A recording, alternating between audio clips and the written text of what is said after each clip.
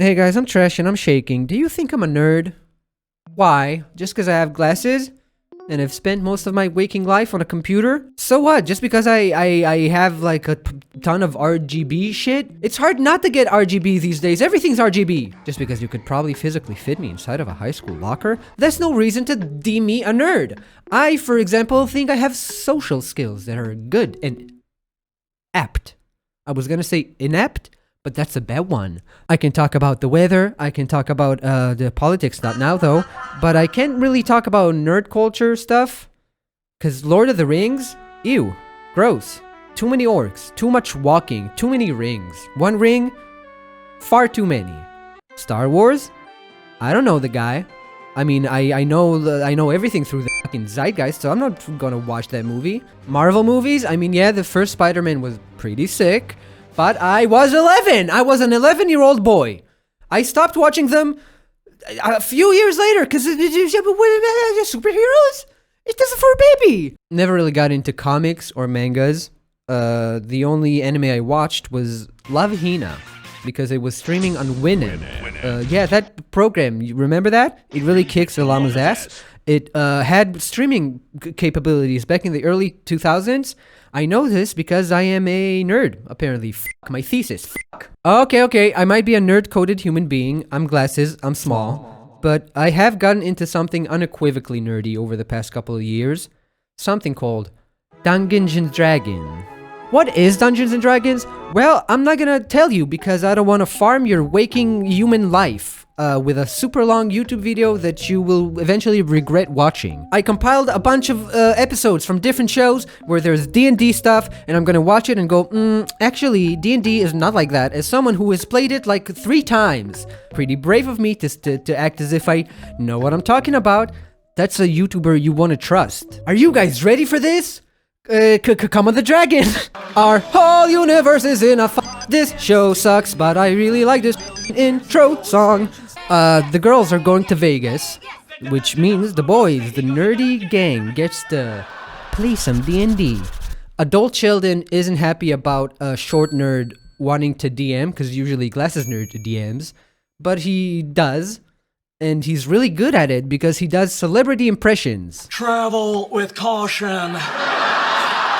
A lot of the D&D jokes in this episode is just this guy doing impressions. You're playing D&D.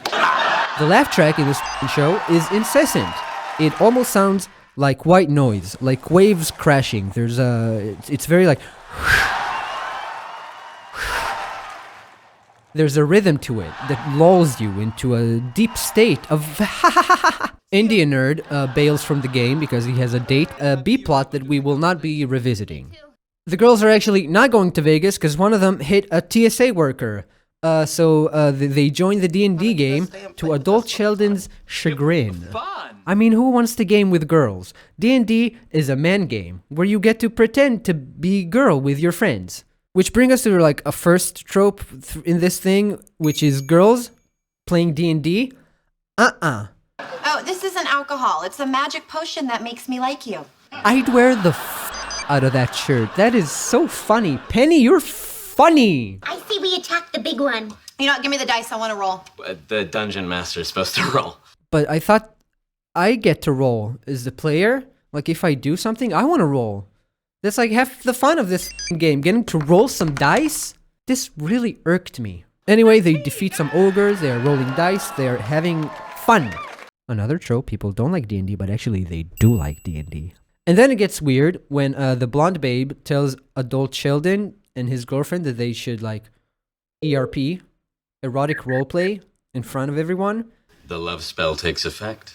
When Sheldon looks at Amy, she is the most... Wait, are they role-playing as themselves? They don't have, like, character names or anything. It makes it even weirder, which Amy doesn't like that. I don't like this. And then they end up, like, doing some erotic roleplay in the privacy of the rooms. I attempt to remove your leather armor. But I don't know, this whole dynamic of, like, an asexual guy and a girl that really wants to fuck him, it doesn't seem healthy to me. It comes off. But I am not a Big Bang, so I don't know.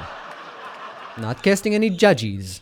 But as far as D&D representation, it wasn't too bad. There was like some roleplay, some combat, some dice rolling, some uncomfortably forced erotic roleplay. It's fairly standard. The jokes, though, did not like them. Dexter's Lab. This episode has stuck in my brain ever since I watched it as a tiny little boy. And it's a good episode! Dang! You can tell Paul Radish, the guy who storyboarded and most likely wrote this episode as well. I think it's a storyboard-driven show. The first act is all D&D fun that seems very accurate to the game experience of D&D. The wizard does a firewall spell to stop the goblins, the party finds themselves in a trap-filled dungeon, there's action, and it ends with a big bad zapping the party. Which introduces us to another trope of D&D episodes. Power gaming. I am the game master. You are my pawns. I control your fate. Yeah? Well, you're still a cheater. Dexter is like a shitty DM and he cheats. Then Dee Dee shows up and she wants to play along. She wants to DM the game and Dexter is like, it's so hard doing a Dexter impression. Try it. It's so hard. He doesn't want her to DM, but his friends are like, yeah, you can DM. So Dee Dee DMs, there's jokes, funny jokes, they fight a dragon, there's a lesbian kiss, pretty cool, pretty woke, Dexter, nice job.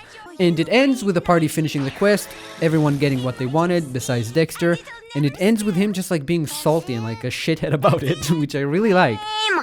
That was the stupidest game ever. You know nothing about monsters and mazes. I like sometimes that character don't evolve, they're like, meh, through the entire episode, one note, one funny note, like this. Pretty good portrayal of D&D, because they actually put you into like the collective mind of like what they're imagining all together inside the D&D game. That's pretty exciting and cool, I think. And I am Valerian, the chivalrous paladin. Okay, the IT crowd is another piece of nerd media I never really consumed. I'm sorry, the British, I can't. Left Tracks, I can't. Monty Python? Oh, those guys are way too silly for me. Little Britain, that show would come on TV and I would puke. I was more of a G4's Code Monkey kind of guy. Did that reference just make you have an aneurysm and you are now dying? I'm sorry. But since this is a beloved nerd show, I am guessing that they're gonna have like pretty good nerd propaganda. I will be your guide.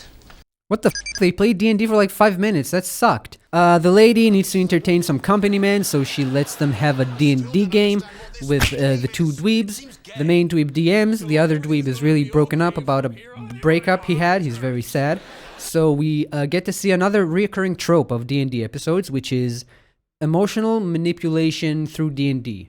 Or therapy through D&D, depends on how you look at it. Goodbye. And it works out. He works through his emotions and everyone has fun. So yeah, this was kind of a letdown. This used D&D as more of like a storytelling mechanism than a love letter to the thing.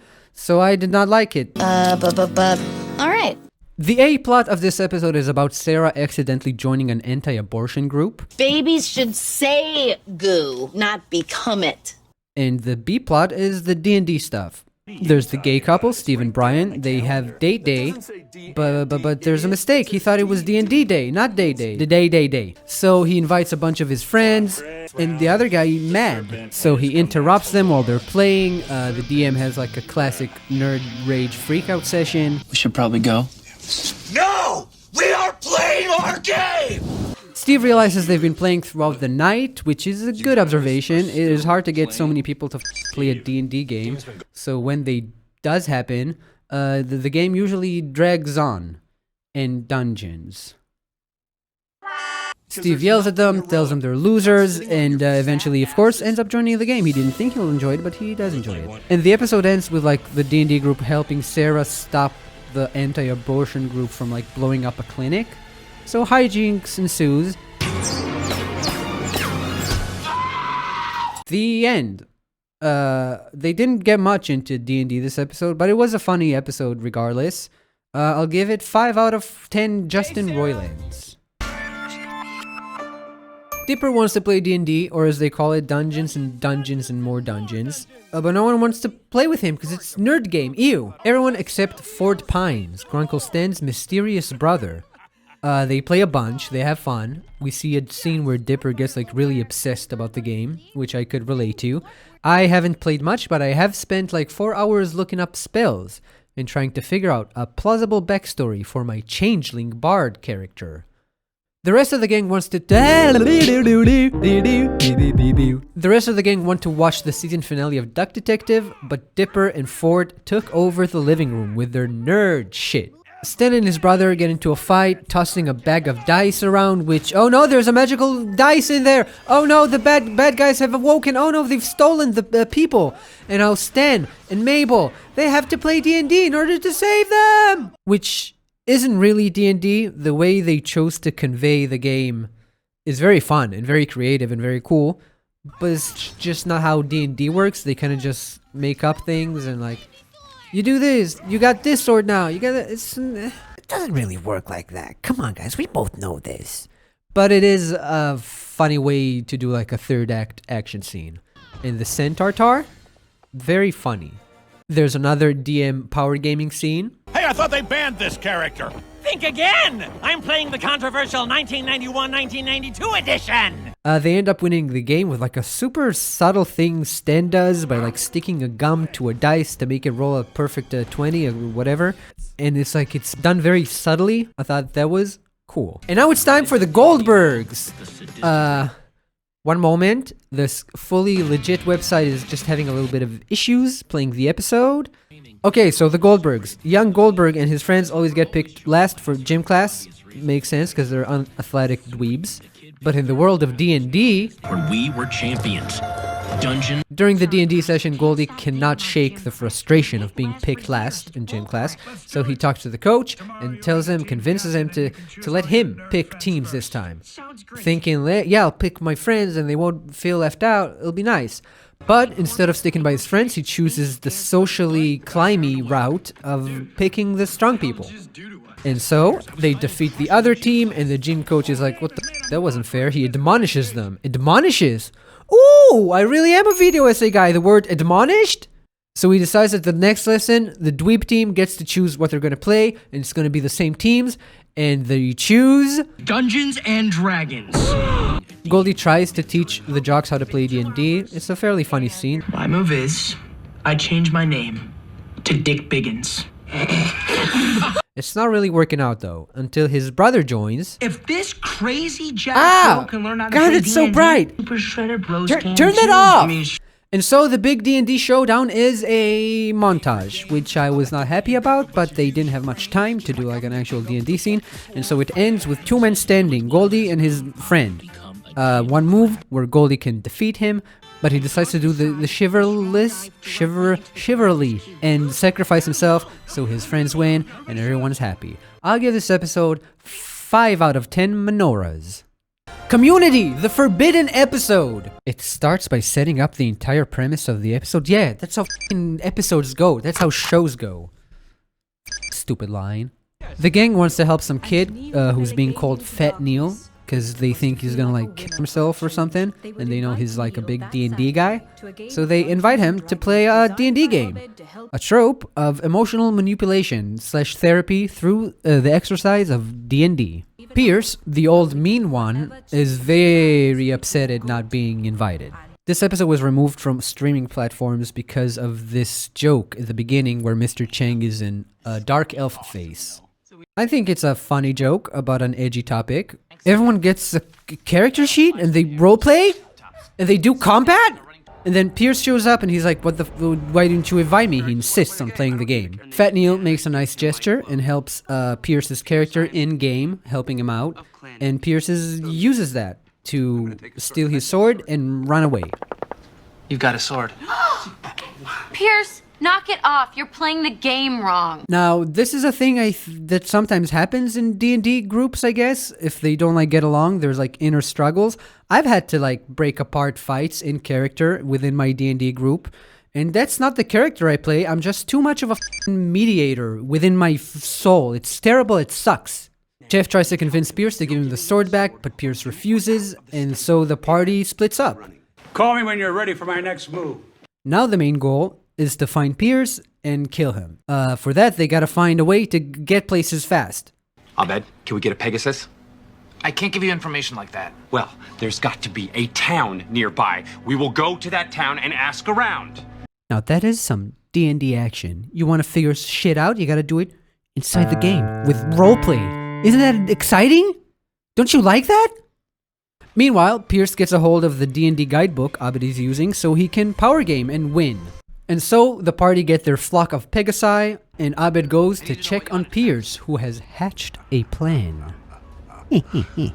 He knows of an amulet that is hidden within the realm because he's cheating and has now control over a dragon.